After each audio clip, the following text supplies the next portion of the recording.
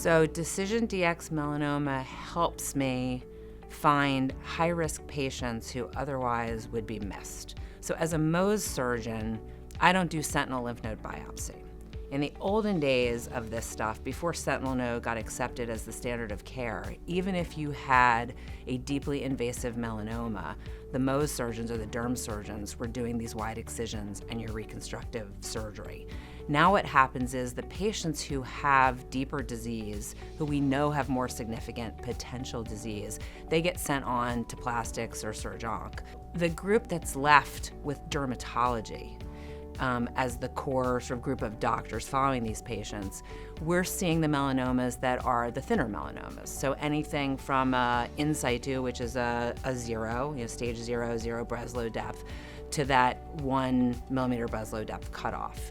And so traditionally that group has been felt to be very low risk as a whole, with overall survival that's excellent. It turns out though that when you look at the data, now we have thousands and thousands of patients over many years, and we have that 10-year overall survival and long-term data, that there is a significant number of people in that group who die from these early thin melanomas. And so how do you pick those out as the dermatologist in a busy clinic where everybody looks the same on paper, a 0.5 or a 0.6 or a 0.7 Breslow depth, and they're all lumped together in terms of their overall statistical significance?